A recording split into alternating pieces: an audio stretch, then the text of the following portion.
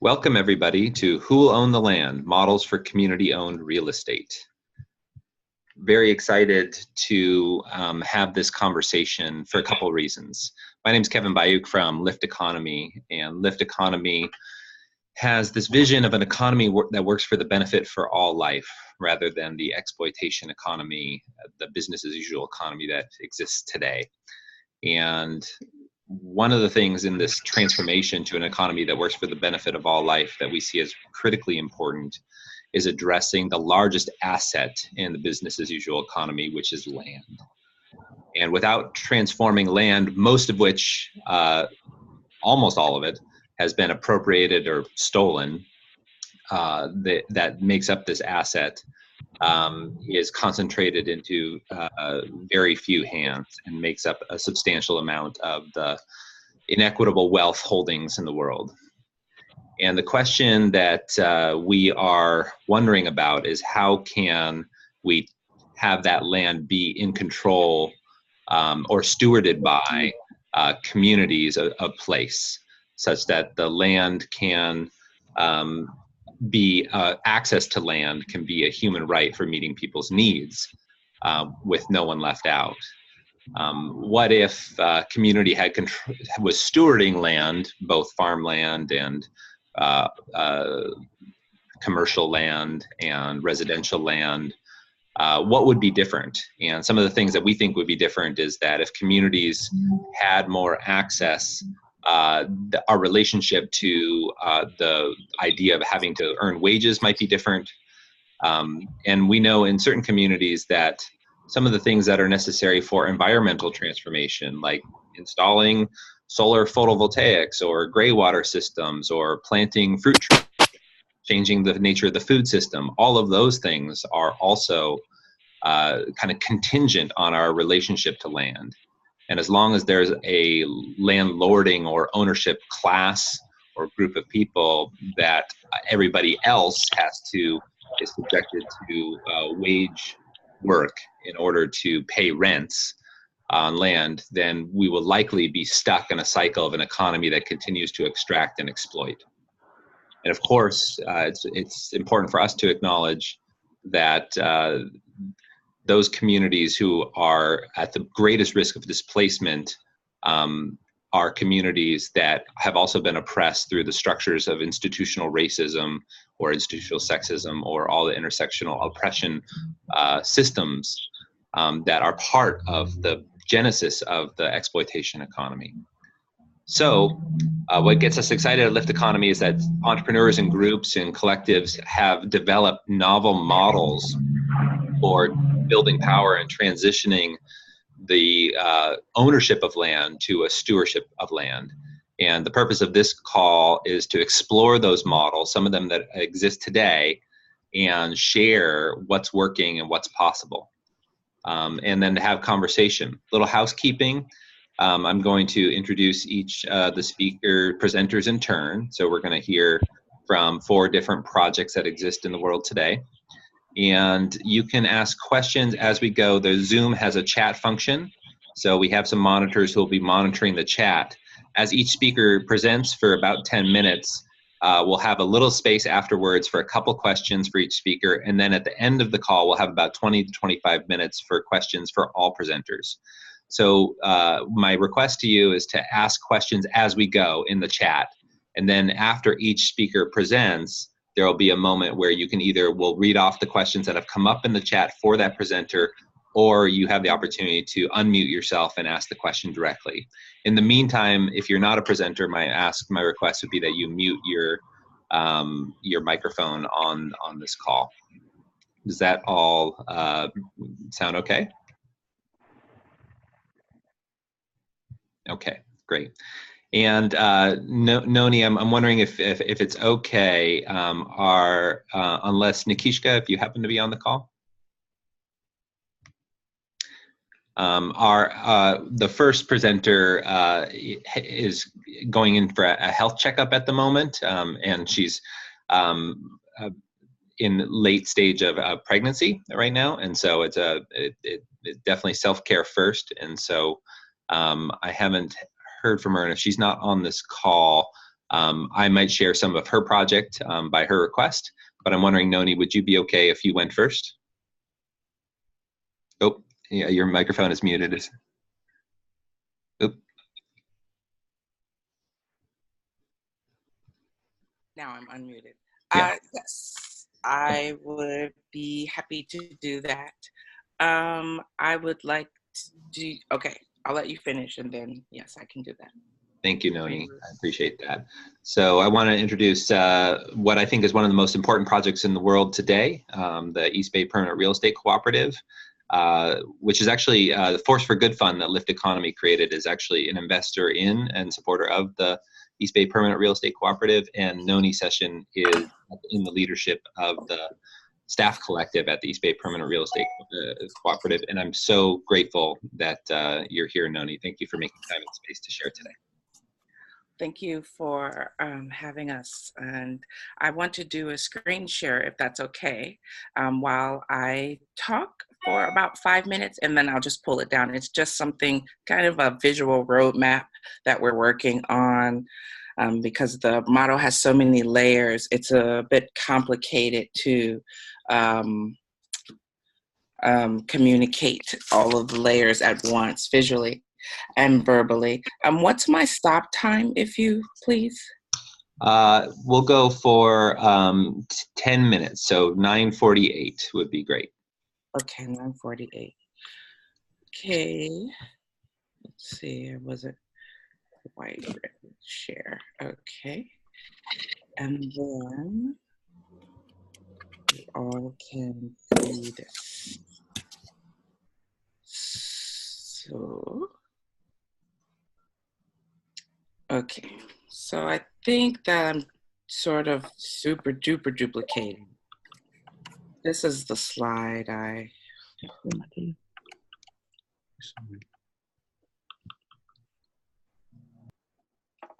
Okay, hopefully you can all see it.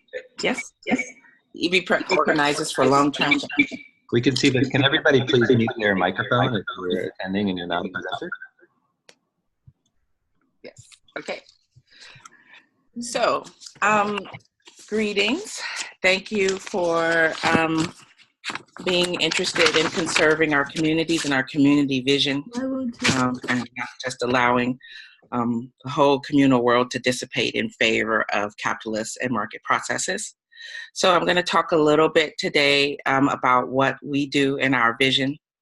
The East Bay Permanent Real Estate Cooperative builds community sovereignty and collective wealth among underserved and historically disenfranchised Black, Indigenous, and people of color communities using investment campaigns that bring everyday people together to organize, finance, acquire, and co-steward land and housing on their own terms. In particular, the role that we play in this process of support is by aligning the technical, financial, and organizational inputs necessary to support these activities. The thinking behind this is because the communities that we serve have been disinvested of more than just land and assets. So that means our charge is not simple acquisition. The loss of assets, land, and buying power are only the visible outcomes of other historic disinvestment processes. Communities have been dispossessed of skills, time, and the ability to build strong organizations.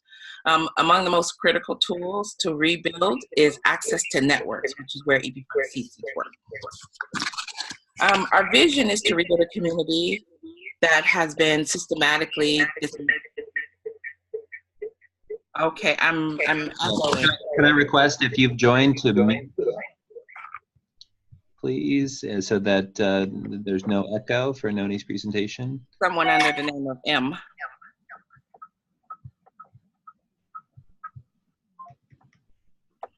Okay, shall I continue? Yeah. Yes. Our vision is to rebuild a community that has been systematically dismantled by municipal neglect, predatory markets, and unchecked land speculation. So we're a multi-stakeholder cooperative corporation. And as such, We serve our constituency through organizing frontline communities around collective real estate investment acquisition and long-term stewardship, using a community investment model to build broad community buy-in and control. EB-PRAC, as a democratically run staff collective, acts as the steward of community vision. And in that, we are the activator, convener, facilitator, and steward of those community intentions. We provide the organizational, network, financial, and technical inputs that increase the community's access to land and housing. We do this through working with our future resident owners to build out their own project and neighborhood revitalization vision, searching for mixed-use properties that fit the needs of the collective vision of our resident leaders, and building democratic governance, infrastructure, and asset management skills that will support a long life for what we envision will be a corridor of cooperative housing, associations, and businesses. Key to our covenant with our communities is that the land and housing we acquire is, number one, permanently removed from the speculative market. So we built out an innovative set of bylaws that prevent transferring back onto the market, and are partnering with land trusts across the Bay Area to assure that our community acquisitions remain in trust to the community in perpetuity. Two, that our land and housing we acquire is permanently affordable. So our strategy around that is to build really diverse capital stacks and project concepts that support rent scales that can actually maintain life. And the freedom to root in and transform the community instead of dissipating the bulk of our creative power on laboring to produce excess capital for the labor class. Our third critical intention is that our land and housing acquisitions are permanent and democratically governed by the community. As a mission-driven real estate cooperative, we are reconnecting these broken links in the chains of community ownership and control, from visioning to acquisition to asset management 20 years down the road. But this is not charity work. This is a mutual aid work. And our vision is based in three critical pillars of our work. The first is land without landlords. So this concept really is about not only removing land from speculative market, but returning control to the human beings who are supported by the land. The people that we would normally call renters for the rest of their life are our resident owners.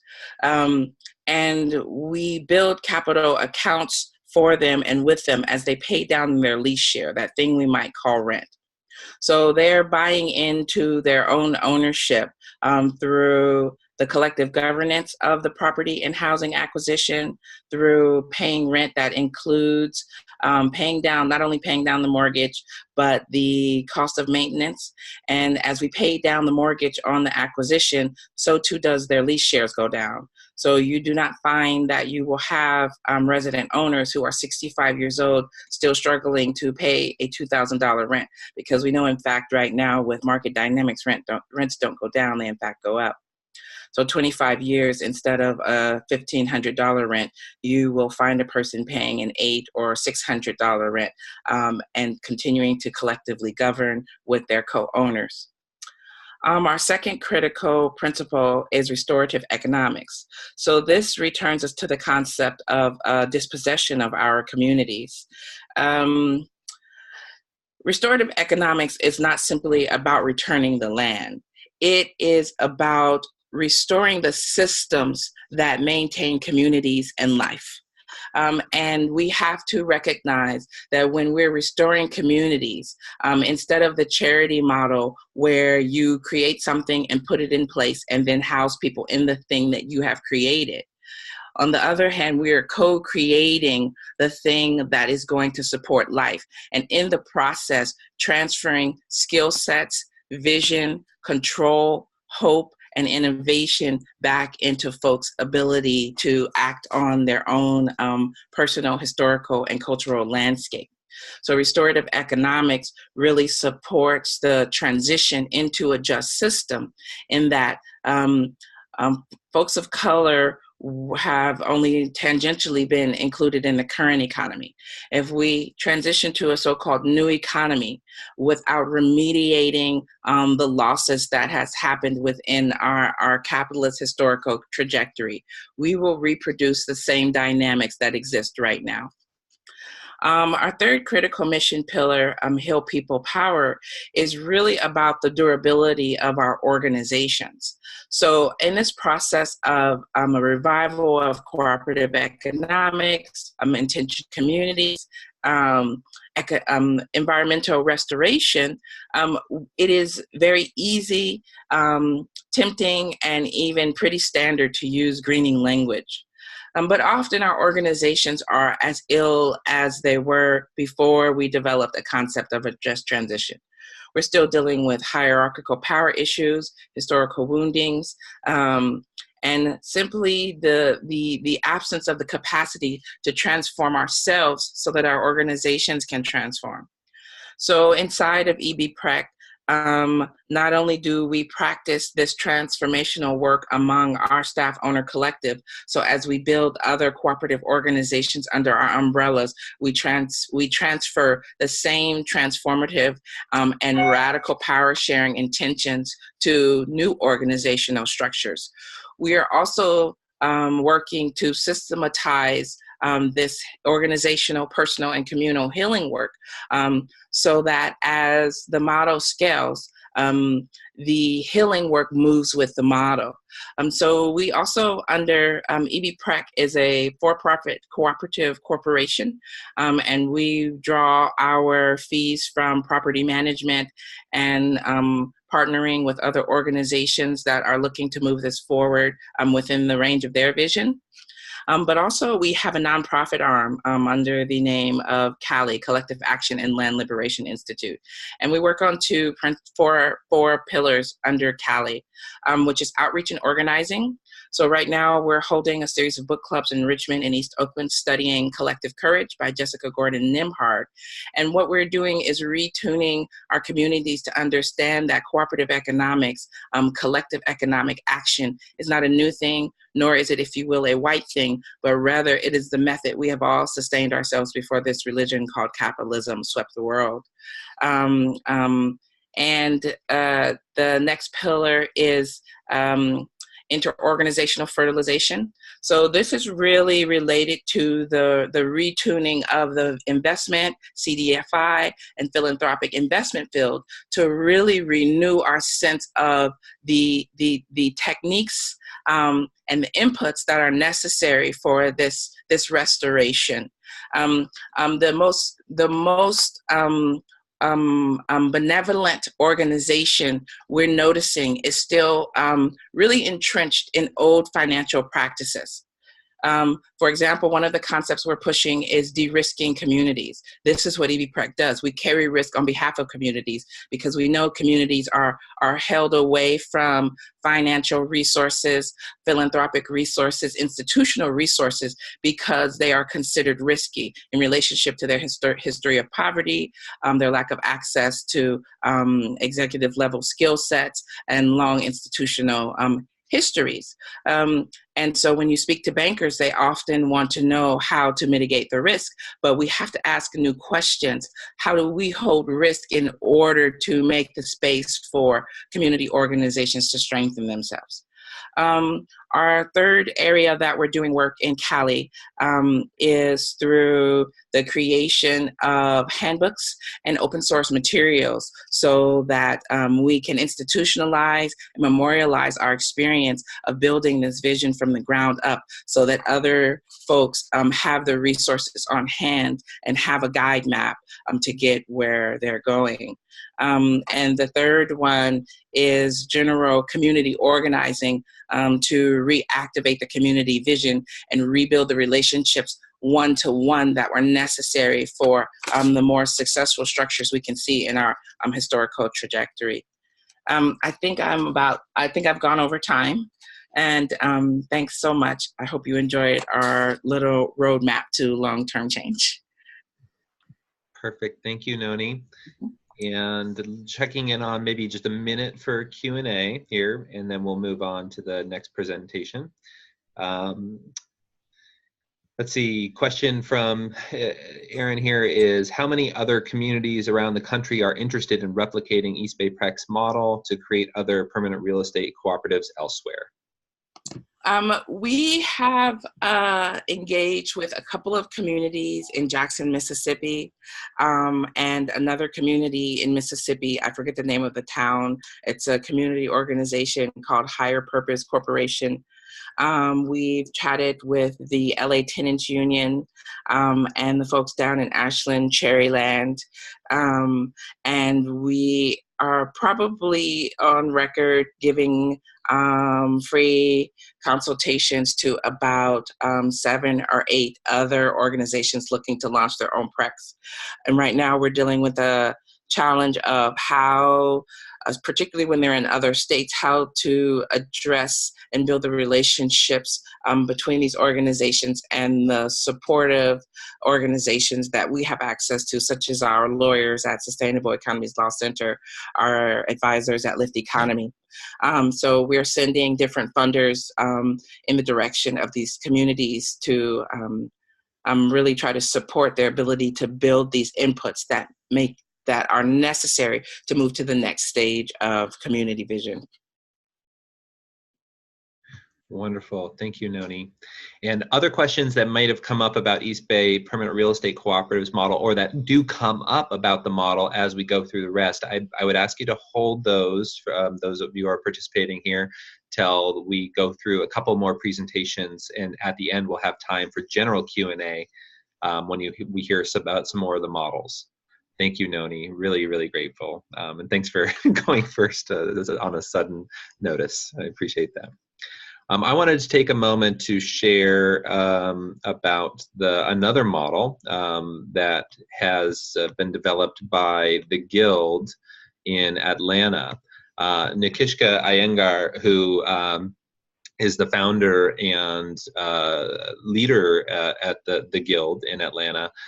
She is in a health checkup appointment right now. She's 37.5 weeks pregnant. So she wasn't able to join us today. And I'm going to share on her behalf. The Lift Economy is also an investor in the Guild, as we think these models are very critical to our transformation. And so I'm going to go through this presentation, but obviously I won't be doing as adequate a job as she would. So maybe as questions come up, please submit them through the chat and at the end, and any answers will at the right moment, we'll make sure that Nikishka has a moment, has the ability to address the questions. What the Guild is doing, though, is building a community wealth building approach to real estate and real asset development, and really focusing on social change. The 3 mechanisms that the Guild is using is to bolster the entrepreneurial ecosystems in underserved communities. And so that is done through a field building and gathering and convening and training model, a skills sharing model, while simultaneously building more equitable real estate development projects by working with a variety of stakeholders. And we're going to share a little bit about how they've been doing that, how they are doing that, and what the plans are for the future. But first, kind of taking a look at the issues, echoing a lot of what Noni shared, that the issues are complex, so it takes a systems approach. So one of the major issues, of course, is the racial wealth gap.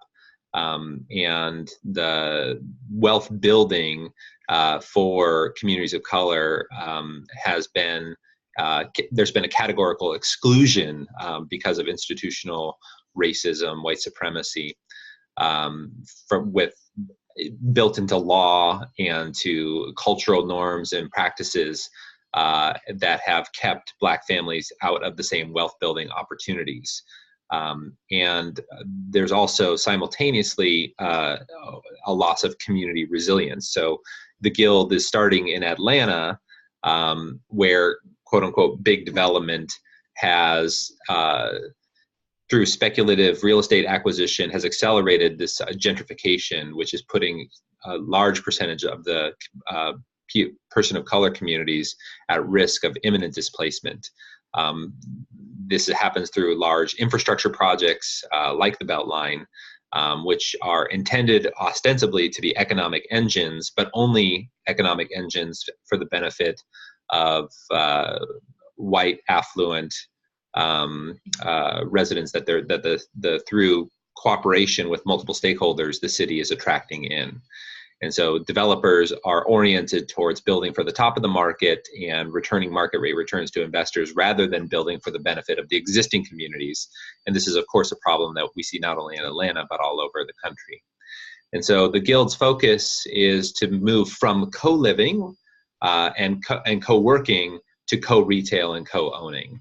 And so looking a little bit at the past, the pilot for the Guild was actually a startup house specifically for social entrepreneurs. So entrepreneurs who are developing enterprises or economic organizations with a focus on socially and environmentally beneficial outcomes through the work that they were doing in a co-housing setting.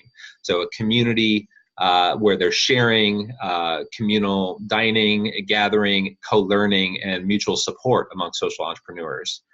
And baked into that, the Guild baked in this actually a program, a 10-month program that was focusing on developing personal growth and development of the entrepreneurs and providing actually a holistic set of services in the co-housing setting, very integrated and a novel offering. And some of the key learnings that were developed is that we needed to have multiple cohorts come through. Everyone coming out of the program also needed long-term affordable housing options. And the programming was actually as valuable, if not more valuable, than the nuts and bolts business coaching itself. And so there's a case study here. For example, one resident started with no savings and credit card debt, but left with personal savings and an investment account and increased their credit score by 70 points. So there's some learning about the programming itself that was very valuable.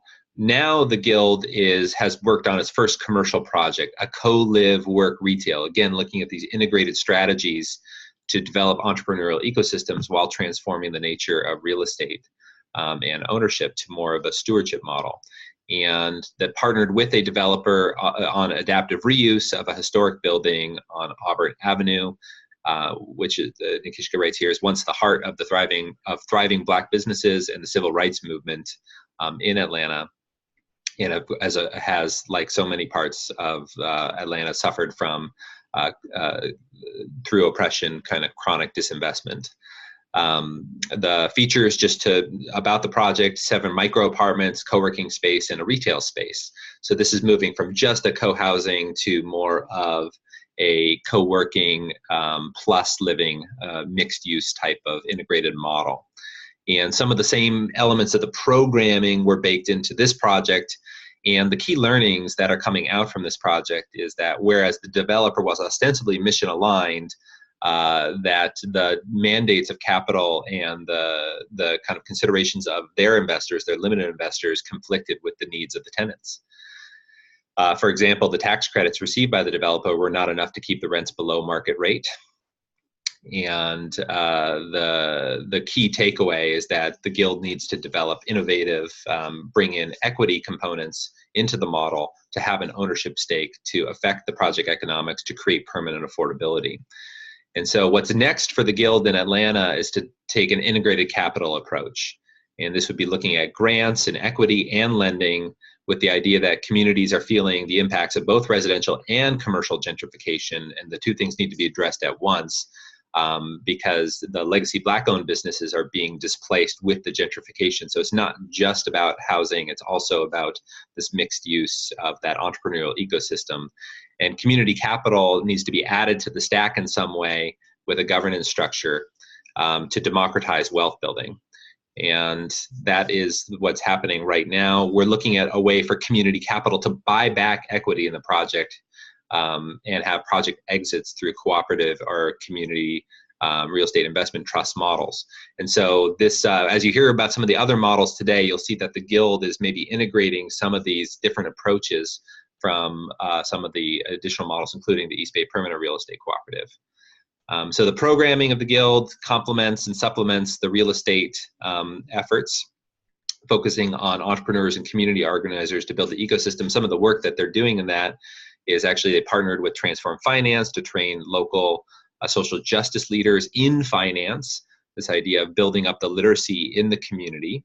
And in 2019, there's a community wealth building accelerator. 10 to 15 businesses in underserved neighborhoods will partner with the city's investment authority to offer commercial real estate acquisition products, some type of product. And the classes will cover business fundamentals, also cooperative or collaborative back office services, real estate fundamentals. So again, building this literacy within the community with the intention of the long-term success and the rate of businesses exiting the program.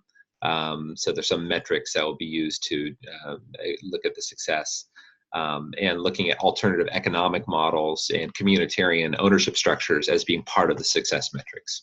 Here's Nikishka's email, info@theguildatl.com.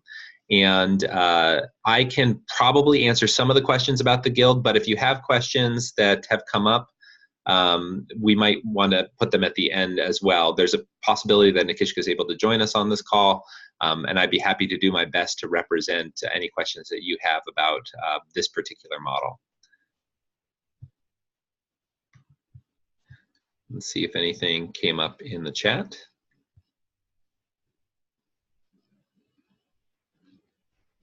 Looks like no questions in the chat at this time, so I'm going to introduce our next speaker, and we will continue on in this exploration of these models. And as questions come up for you, if you're curious about how these work, please ask them in the chat. And after each speaker, we'll pause for a couple minutes for live questions. Right now, I want to transition to explore a new model in Portland. Newer model, the Community Investment Trust. And John, I'm wondering if you could take it away, and if you'd like me to share slides from my screen, I'd be happy to, or if you want to share the images, you're welcome to.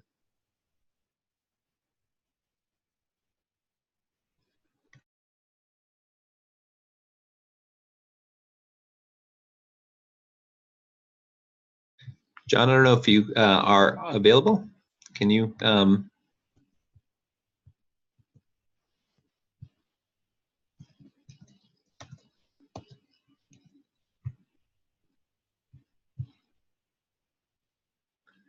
Can I get a mic check from somebody to make sure that this is coming through? I can hear you. Great, thanks. John, if you can hear me, might check your microphone settings to make sure that you can be heard. I show that you're unmuted.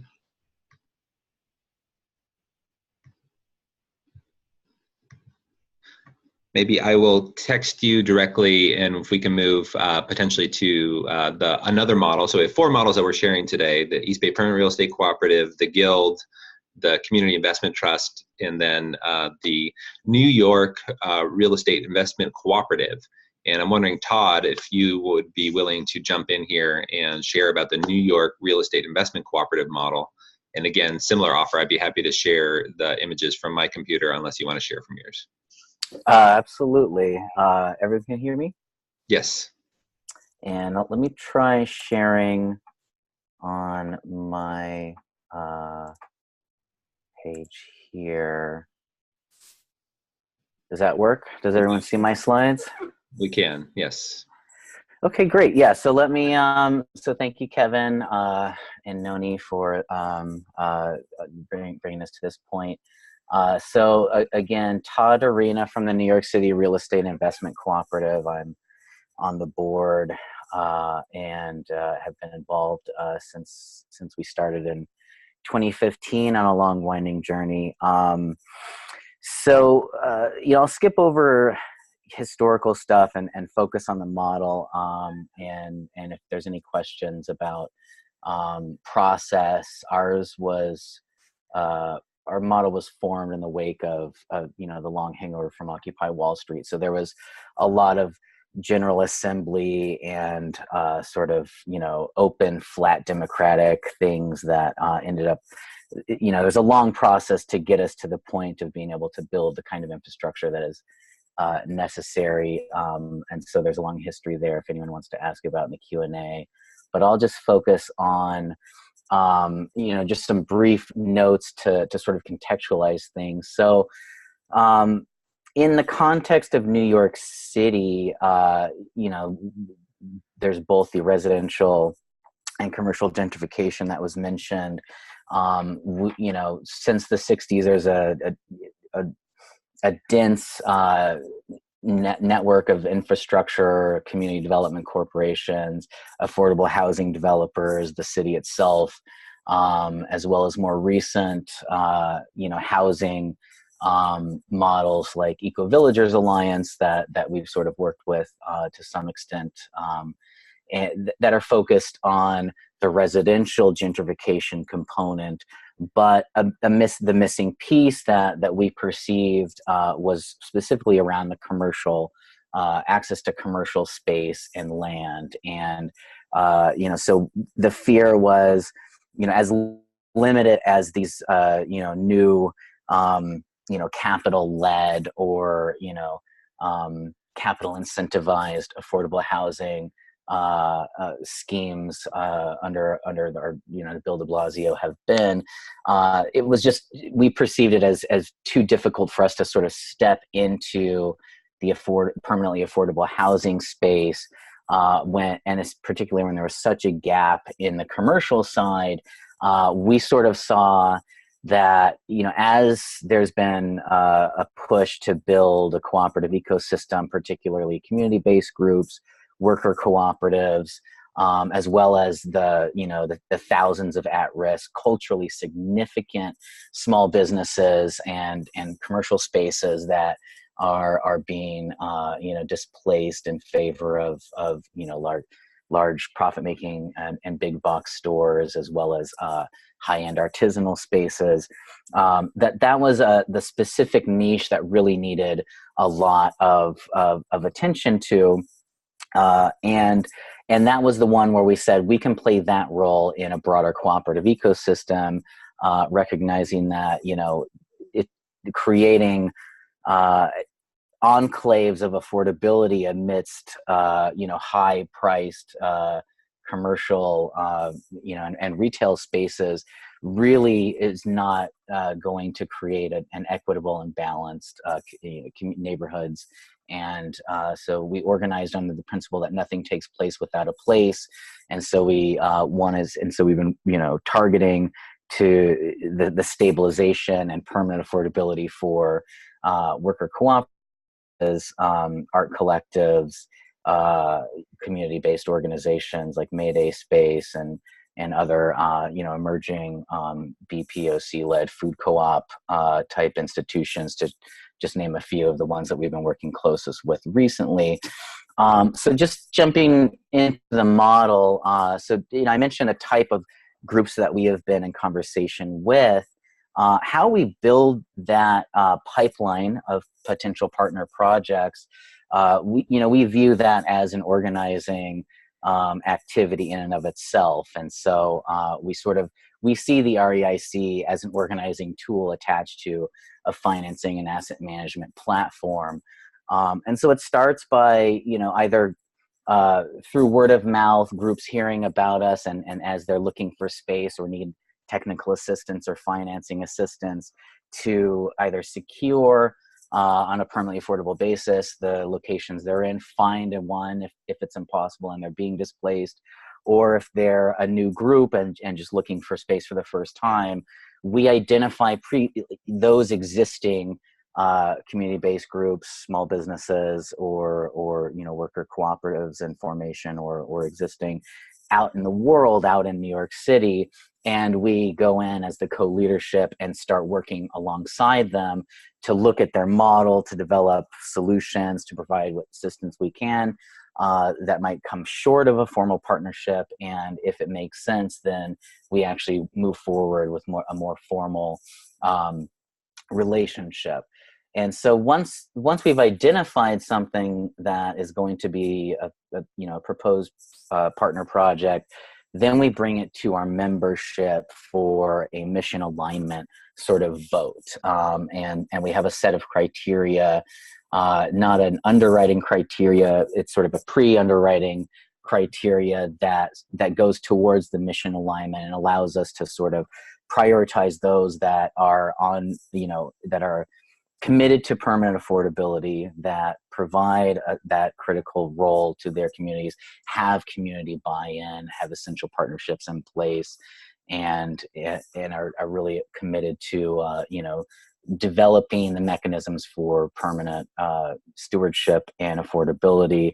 And then once that that mission alignment test has been met, then we go into that sort of formal feasibility, making sure they understand what it's going to take to sort of be, the stewards of that space, and having the relationships that they're going to be, that they will need to be successful. And so, after a long process of feasibility and getting all the site-specific assessments and partnerships and relationships put in place, then it comes time for a capital campaign. Except we look at this similar to what's been hinted at by others, that as an organizing opportunity as well. So that the way our DPO approval with the state attorney general, the state regulator, works is they have to go and tap their network in combination with us tapping our network and their local communities and their stakeholders to become part of the REIC and get a one member, one vote voice in the future mission alignment votes, but also then you become eligible to invest in that project, in that the purchase and transfer to permanent affordability of that project, which in our vision makes them those community, their neighborhood stakeholders, both figuratively and literally invested in that project, which both goes to ensuring accountability to those communities, as well as the viability of the business over time,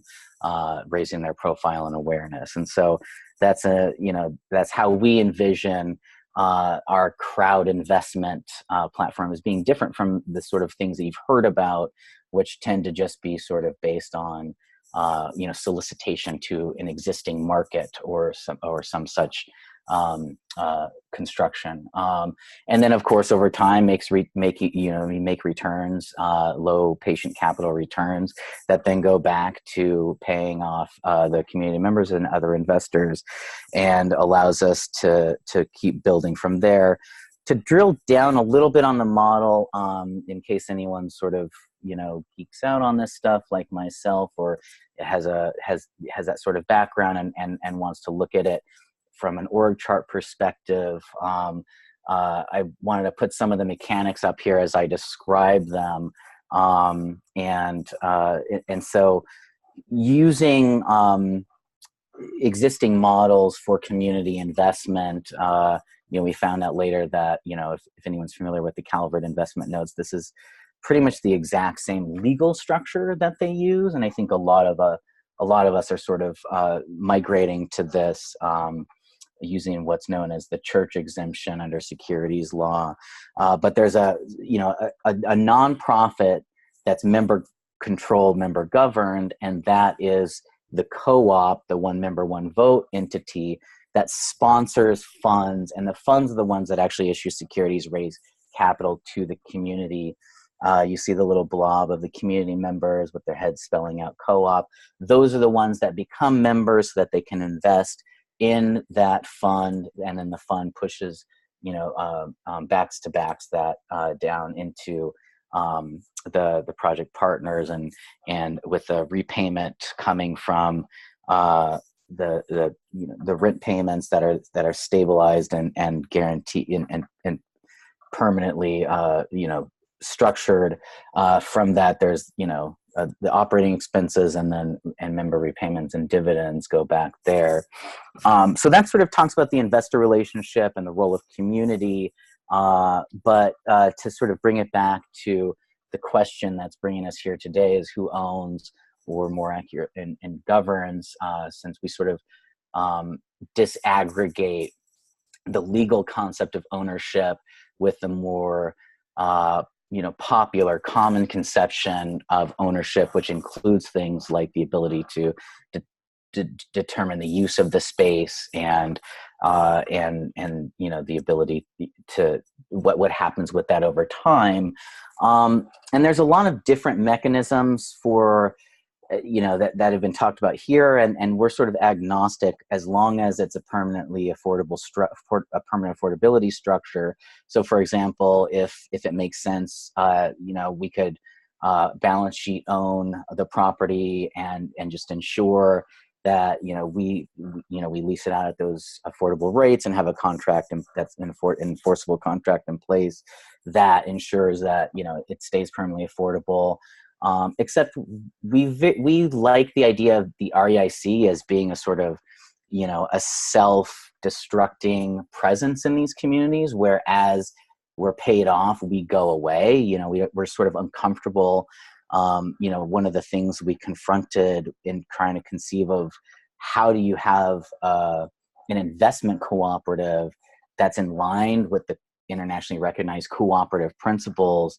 And, there's an inherent tension there. One of the fundamental premises of co-ops is it subordinates capital to labor as opposed to the other way around under the traditional model.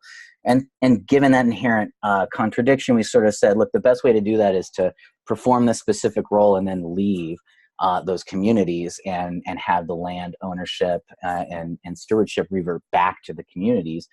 And so, another way to do that would just be to assist their project partners in the purchase of their own building and, have a deed covenant or some other legal mechanism that ensures that it's leased out permanently affordable rates over time.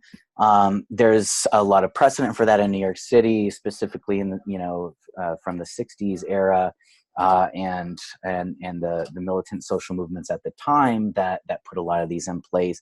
And what we've seen is that over time, those are not as durable as were thought to be. And through chicanery, through the city government, a lot of those have become recommodified and are playing a role in the gentrification and affordability crisis facing the city. And so we view the community land trust model as the more sort of like the gold standard for a permanent affordability that we advocate for with our project partners to utilize. And here's a very specific, those who are familiar with it, and I can answer questions for those who are not. I don't want to spend too much time, but the idea is you create a not-for-profit specific, that's the community land trust, that owns the title to the land and then has a long-term 99-year ground lease where you it's functionally equivalent to letting the tenants own the building but not the land beneath it, and the land beneath it becomes formally owned by the community and permanently. And how you set that up is you basically create a tripartite board so that no one group of stakeholders has the ability to make unilateral decision making with respect to that property or land, and you split that amongst different groups that hold structurally overlapping but in some ways conflictual roles with respect to that property. So you have the space users, the tenants have a third of the board. You have people who don't make any money off the sale of the land or the use of the land, but are impacted by it being part of their community. You have those community members have a third of the board, and then you have experts and stakeholders, which may include representatives from the REIC, local community council, governments, or sort of other technical groups, and you know, academics or something like that. And the differing opinions, the mix of those, ensures that that over time, no one voice will predominate, and the balance of it, there, it just makes the ability to recommodify the land very unlikely. See how, just a couple last slides to sort of see how that looks like in practice, using the example of our likely first project partner, Flux Factory and Arts Collective, that has been around in the city for about 3 decades or so, and has itself been displaced through waves of urban renewal and gentrification a few times. So they've agreed to the CLT model, and here it would sort of create a very complex structure with multiple entities, but effectively the Community Land Trust will, Flux will have a third of the board, will have some representatives likely on it, and then uninterested but impacted people will, financially, legally uninterested but interested as stakeholders in the community will have a say. The Flux will pay a ground lease, and then a portion of that will go to cover the expenses of the Community Land Trust. The remainder will go to building cash reserves, paying back our investors, and over time, we also like to create a general fund, which will also allow us to buy out and redeem our community members' project-specific investors. And over time, a combination of that sort of like secondary market general fund, which will not have any direct say over the decision making, because they're really just buying pre-underwritten, pre-existing. They don't have any governance rights at that point. They're just in it as pure service provision here, the service being capital. Over time, the project-specific investors will be paid off, and all that's really will be left will be the CLT, and a small amount. We can step down the repayment over time too, since everyone's been paid off, and there'll be the surplus remainder will then go to building general funds that we can then cycle back into new projects that can go to seeding those alongside the same community capital raising that was described earlier. So in that way it can be replicable and keep building and building. Over time, this will, basically create a self-contained system that closes feedback loops and redistributes community wealth back into the local community, creating a virtuous cycle of growth that is also non-inflationary for real estate prices, since the value is based purely off of cash flow and the value of the buildings, which is, as everyone knows, is not really. That's not the component that gentrification and speculation targets. It's the land value. The building is really just the value of the material and labor that goes into it. And so it's sort of. I just did watching time. Is this the last slide for your presentation? That's it. All right, great. And so if there's any questions for Todd, let's save it to the end. We have one more presenter. I want to make sure there's enough space for those who have gathered today. But do go ahead and put your questions in the chat, and we can collect them so that they're queued up and ready, or we can wait until we hear from this last presenter. So Todd, if you could stop sharing your screen, I'll go to the next presenter.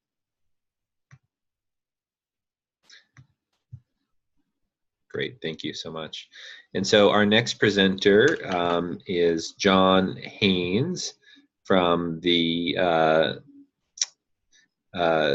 Community Investment Trust in Portland. And John, I'm going to do a mic check. Can you try talking and see if we can? Oh, great, we can hear you fine. Let me go ahead and thank you. And we'll hear about the Community Investment Trust model. Okay. All right, thank you, Kevin. You've pulled together a fascinating group. I wish we were all in the same room and could hammer something out together. There's so many different approaches to really the central problem that all of us are trying to face, which is wealth inequality, the eroding middle class, and gentrification impact, and the racial wealth gap. So let me tell you about our project, and I'll be a little bit swifter here because I think you're behind time a little bit. The Community Investment Trust is piloted in Portland, Oregon, and we have a vision to replicate this around the country through a licensing or an authenticated way to license. I'm going to run through what the purpose, product, the property itself, the progress we've made, and our prospects are. So let me start by talking about how we initiated the research for this project. Was to use a human-centered design and go out into a community that was faced with gentrification, pressures of poverty, high diversity, largely renters, people displaced from other parts of Portland, and people kind of trapped in a lower income circumstance. And we went to them and asked, what's changing in the neighborhood? What would you like to see?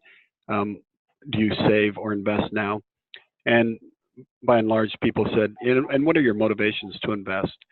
Fairly predictable on the right, education, emergency, to buy a home, retirement. And then, what was impeding people from taking action for themselves? And it was, I don't understand investing. I have a limited amount of money at the end of the month, $10 to $100 a month, and I'm not good at budgeting. We, within the housing organization that we did this survey, spoke several languages. It's by far the most diverse area of Portland and encompasses the lowest census tract. So with that feedback, we initiated, you can move to the next slide, please. We initiated a financial product that's designed to fit people's motivations and desires and their circumstances. It's the first one in the country. It's we call it the Community Investment Trust, mimicked on REITs, but we decided to forego the tax benefit of a REIT for a number of efficiency reasons and scales. But here's the difference between really the 5 key differences. Is for the purposes of our pilot, we used 5 or 4 zip codes surrounding one building that we purchased for $1.2 million, and then put it into a corporation. It's wholly owned entirely by the community now. We launched this 18 months ago. So 4 zip codes to test out the synergy of proximity of ownership and benefit engagement. Designed the investment product at $10 to $100 a month so that it fits into people's budgets. And we have investor loss protection and liquidity. So if anybody wants to get out of the investment at any time, they're immediately cashed out without losing money. And I can explain how we did that later. It's essentially through a direct pay letter of credit with a bank. And then we provide short-term and long-term dividends, both in the form of share price change for long-term, when people hold their share, and short-term dividends. So in 18 months, we've declared 2 dividends. The first one was just for 2 months at the end of 2017, and that was for 9.6% based on the performance of the property. And the one we declared for 2018, a couple of months ago, was 8.9%. Share price change that we calculate based on the pay down of debt and the change in the property value, and release up to 50% of that change based on the cash or the income approach, not the market, so we can maintain affordability. The share price changed from $10 to $14.57. And then lastly, because people ask for it, and we think it helps investors be more predictable and sticky, we offer a course in 5 languages called Moving from Owing and Owning to Owning. And that runs through 2 4-hour sessions where we stipend the community member to lead the course, covering budgeting, goal planning, a risk return of a range of investments.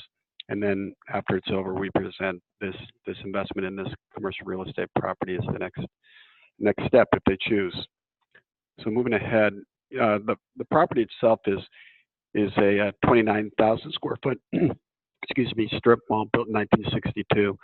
We bought it out of foreclosure and have refurbished it, upgraded it, and have it at 95% occupancy. And it's tenanted by a range of what the community wants and needs.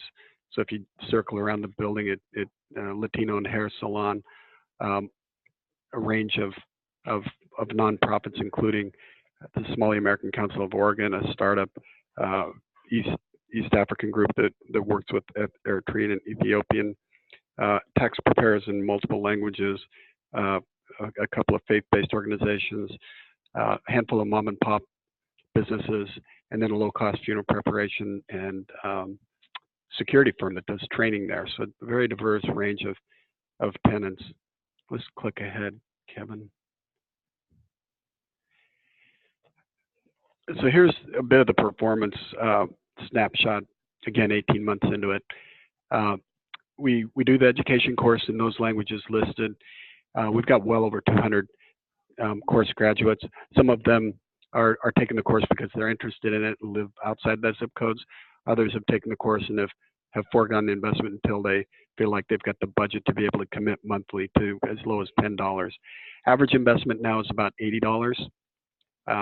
So on the upper end of our $10 to $100 scale. We're over 115 now after our last class, but again, these are people that have invested a minimum of two mornings or 2 afternoons and successive Saturdays to learn information and then pass a modest understanding test to become an investor. Share price change, and then just a snapshot of the investors there is 54% make less than 40,000 of the households make less than 40,000 a year. 53% are renters. 49% were born outside the U.S. and 68% have never invested before. Okay, go ahead. So how we've structured the ownership here is we Mercy Corps, we're a international non-governmental organization that mostly does 99.9% of our work in places of crisis, conflict, economic collapse around the world.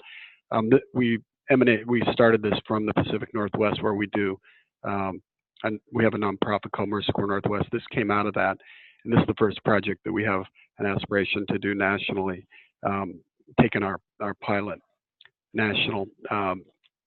Let's see. So the structure was that we set up an LLC that bought the property. That was Plaza 122 LLC, and we transferred that single member LLC over for East Portland CIT Corporation, and that's the entity that's controlled by a board of directors, and the community is buying shares in a sophisticated investment in that corporation, which holds the property.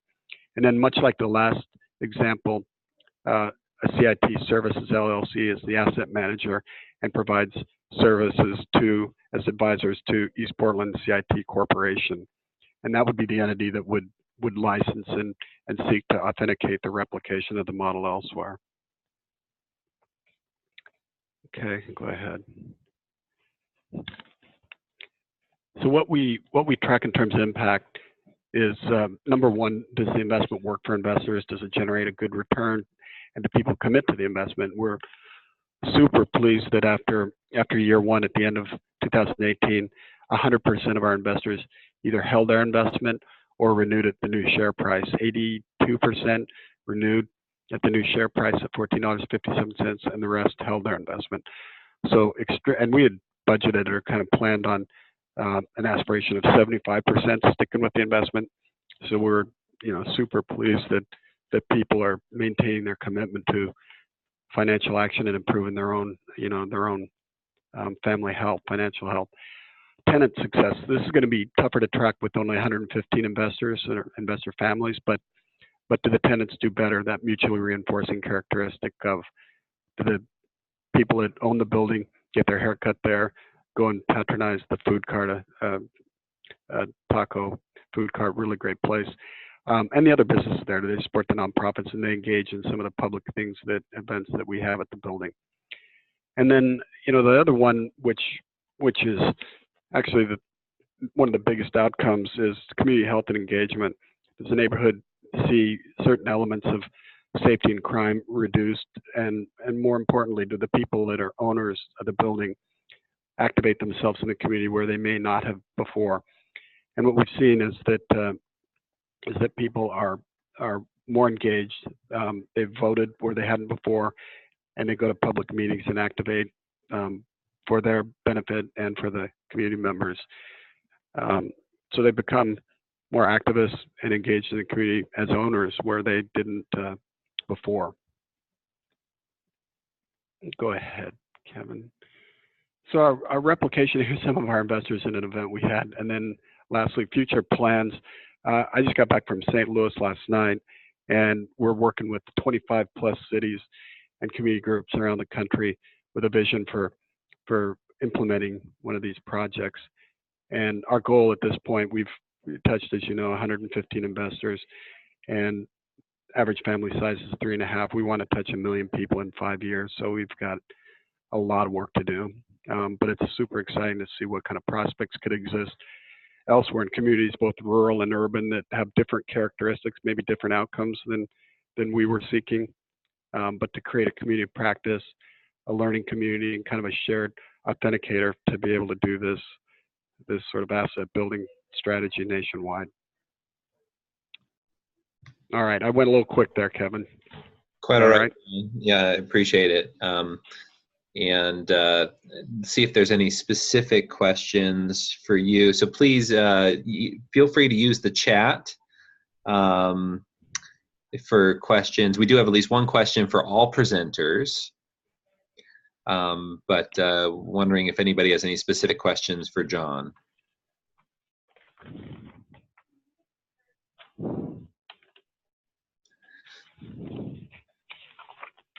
Okay, so question is, so y'all invest in buildings and projects, from Miriam. That's a question maybe for John first, and then that might be a good question for everybody as well. I'm sorry, buildings and? Projects. Miriam, yes. Yeah, go ahead, John. Yeah, this is really a platform for investing. So it's certainly in a building. But projects that emanate from it, for instance, are we're putting on a solar system entirely funded by grants, and then a stormwater catchment project and a community place-making arts grant. So there's programs and community events that are centered around improving the property and having it be more of an asset in the community, a convening space as well. So the answer to that is yes, as a platform, but we're fundamentally focused on the building and building net worth from ownership. Great, thanks, John. Another question from Jordan here is, how prepared are you to expand? What ideally are you looking for in terms of next steps? Is that for me? Yes. Okay. Yeah, we definitely are. We're looking for the right combination of a group that, number one, has, I think, some financial skill set. Housing agencies tend to be really good ones, or CDFIs.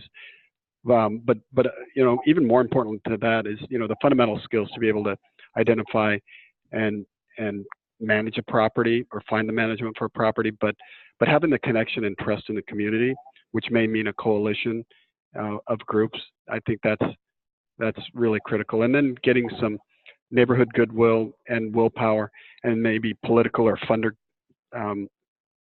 support behind it, so you can have a predictability of success over a long period of time. Our toolkit is in a position where we can share it, and we're looking for roughly 5 partners around the country now, and then more about that number regionally that are more proximate and easier for us to give guidance to, and to use them as kind of the initial collaborating group from which we would launch it more widely after we learn and build the model that has the range of different kind of properties, different circumstances, different geographies. Great, thanks, John. Another question for you, and then we'll move to general questions for everybody. Question for you is, how is compensation for the property managers or workers factored in? Is this subsidized by the parent org, or is it baked into the residence payments? And I think that maybe tenant payments, but resident payments. Yeah, no, it's a good question. The property management, we outsource that to professional property management, but we guide them. So, our time is subsidized by our organization. Our intention is to And then there's certain costs borne by the corporation, which are, by nature are more expensive than you would with a different kind of entity. So for instance, we get an audit every year, and we also get an appraisal every year, and then we have direct, insurance for the board members. Those costs aren't paid by the rent from tenants. So we have that portion, which is about between 25 and 35,000 subsidized every year. The rent on the property is just slightly above 300,000, the lease rates, and that throws off about a 8.9% return this year, 9.6. So there's an element of subsidy needed, yes. Thanks, John. So questions for all presenters. We'll start with one from Brenda, but please either type them into the chat or feel free to unmute yourself at this point and ask questions directly, which you can direct to any one of the presenters, or you could just generally ask and we can see who has a response. Brenda has a question. I'm going to put this to all presenters. Does your model apply to rural regions? Any examples so far?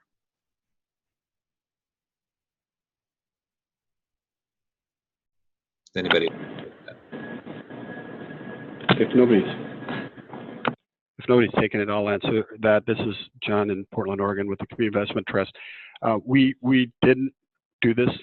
We're in Portland, so it's urban, but we're very interested. Our state is rural, and I think there's opportunities to do it in a rural setting that maybe even, equally impactful, but maybe a different kind of investor. So just for instance, what we've postulated with one community is that the people that left the community and moved elsewhere, but still maintain a love for their home and maybe connections there, could be a different level of investor, and some of them may be debt investors or impact investors, and then maintain the community connection with the people that would directly benefit from proximity of ownership. So kind of a dual investor track for people in rural communities that wouldn't maybe have the population to support the scope of what we're doing here with this one in an urban setting. Great, thanks, John. This is, go ahead. Is this Todd? Yeah, I just wanted to say something quick on that. Similarly, our REIC is specific to NYC, and a lot of the principles are borrowed. The community land trust model was originally developed in this the civil rights era in rural Georgia. It was a rural, I think it was like a cousin or nephew of Martin Luther King Jr., who working with rural Black farmers who were facing structural as well as de jure discrimination, from white supremacist state government and a liberal racist federal one. And so, that specific tool was developed in a rural context, and we're actually, it's newer actually to be developed to utilize it in an urban context. And that's the land tenure, land stewardship question. From a financing perspective, we would sort of say that there's a lot you could learn from all of our experiences and could apply in a rural context. We would sort of advocate that you wouldn't sort of take the narrow commercial only view that we've done in a rural context, and probably want it to be more integrated, including both rural and both residential and commercial, and maybe look at it as an intentional community development, similar to what Eco Villagers Alliance does, where they sort of look at village or township wide tenureship, ownership, and organizing, and so there, I think that model would be a good one to sort of look at for a rural context, and but certainly innovation could be that could be one area for innovation in particular. Thanks, Todd. Just for what it's worth, when I share out the recording of this session, I can also send out a recording of a session that we recorded earlier this year on who will own the land, looking specifically at agricultural land, not to conflate rural and agriculture. Obviously, there's residential and rural settings as well. But if you're curious about ag uses, we had a conversation with the Agrarian Trust and the Sustainable Economies Law Center about that topic that y'all might be interested in. Next question is, maybe Noni, I'd love it if you maybe could start with this one. How do you ensure similar wealth creation from traditional real estate while also keeping housing affordable? Well, I guess my first question would be ask back in terms of how we define similar wealth creation. Because if in this case we're talking about profit, I wouldn't say that we can ensure a similar wealth creation to traditional real estate, because we're not actually looking to use land and housing to create excess capital. We're looking to use land and housing to create an excess, but of another kind of capital that allows folks to rebuild their own personal capacities by being offered the relief of us holding risk for them as we acquire these land and housing and collectively not only own, but govern. So we're distributing the human cost of acquiring wealth across our organization and across community owners in order to build another kind of excess of capital, and that is social capital, human capital, if that addresses the question. I think it totally does. And one thing I love about your model, Noni, is that with this kind of notion of declining rents, similar, I think, maybe to the community land trust model shared by Todd, the resident owners in the East Bay PREC model, I think is true, Noni, they actually kind of acquire their lease share. So there is a personal wealth building component to it, just not in this, like as you described, not in the extractive maximization of capital wealth, kind of, if that's what, I agree, I don't know what traditional means in this context, but yeah. We do explicitly limit profit, but do want people to be able to build a capital account for freedom of movement. So when you're ready to go, you can cash out with a small gain. But if the gain is too large, then that means that forecloses the opportunity for ownership and stability for the next person. So looking to plant trees that we may not rest under whose shade we may not rest, but that's how you restore. You plant 1,000 trees, maybe you sit under one. Beautiful. Thank you, Noni.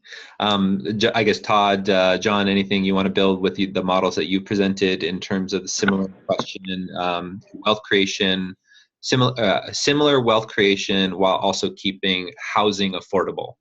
And I know there's the commercial real estate stuff, but maybe if you have any comments on that, we'd be open to it. Okay, just quickly.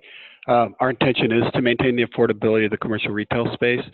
And this might get into a little bit of the weeds, but I'll just say it. We use an income approach out of the appraisal, not the market approach. So in other words, if the land on 1.43 acres accelerates in value, and the greater value would be to tear down the plaza and build a strip mall or something else different, a Walmart, whatever. That may not serve the community intent as concretely as a diverse range of 26, 27 nonprofit and for-profit tenants we've got a budgeted long-term at a 3% escalation in our leases. So the way we do that, we intend to do it, is through incorporating B Corp principles, some certain bylaw, maybe some loan covenants, something that would give some guidance and to the board to not exclusively profit maximize for the benefit of the shareholders, but to maintain a balance between affordability and a return. Okay, thanks, John.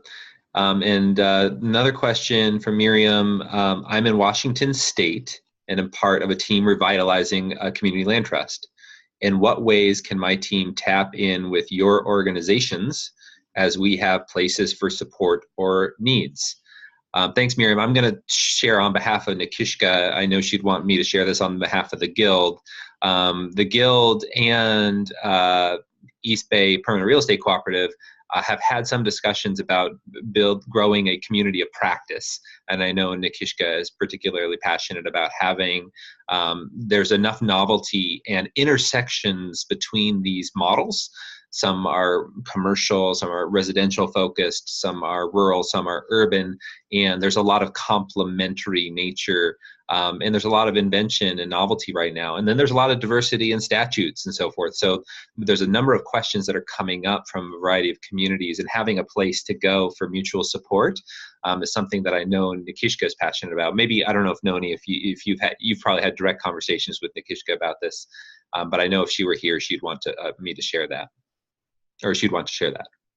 Yeah, absolutely.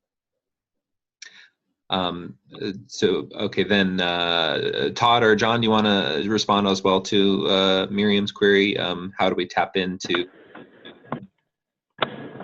I would just say, send us a note. Hopefully my contact information there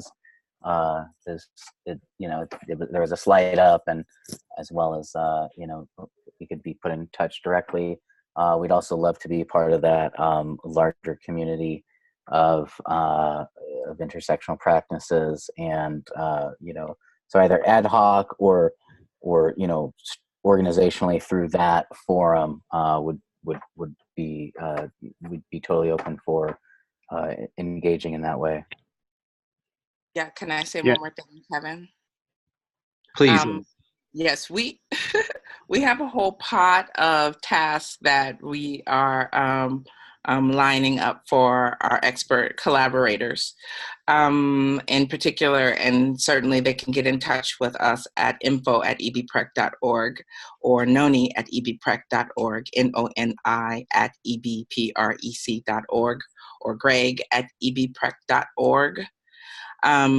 And in particular, the CLT question is interesting because we have a CLT out here that I don't want to just name, but that may be dissolving soon.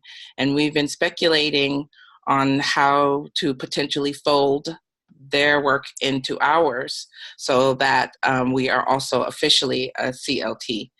So if you have some feedback on that, that would be really super duper awesome, given that you guys are revitalizing a CLT right now. Wonderful. Thank you. John, any comments? Yes. We're entirely committed to sharing the model, and anybody that emails me and just, I don't know, put something in the box that share CIT, and I can forward a case study and then a fact sheet, a recent fact sheet, with anybody that emails me. My email is jhaines, HAINES, @mercycorps.org, and core has an S on it, mercycorps, CORPS.org. And I'm happy to share what we have and then build out from that, obviously. Great, thanks, John. Any other questions coming up? You're welcome to speak live or type it into the chat. We have a couple more minutes that we've reserved for this. I have a couple of wrap-up comments and observations, but anything else?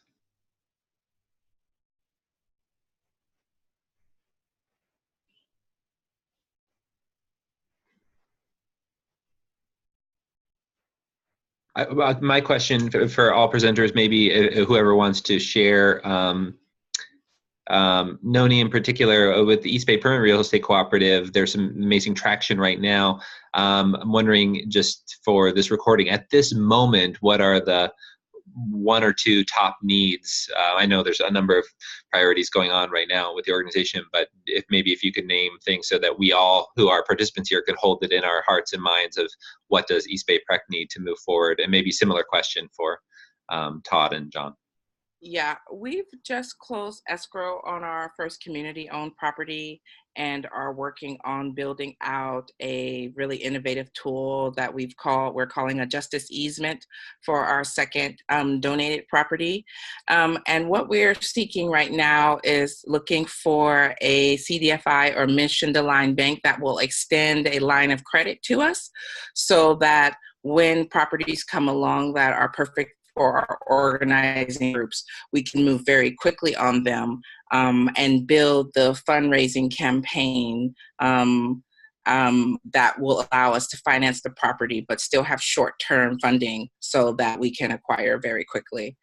So we're working on a set of an index of our project concepts and pulling together all of the various elements necessary for a line of credit.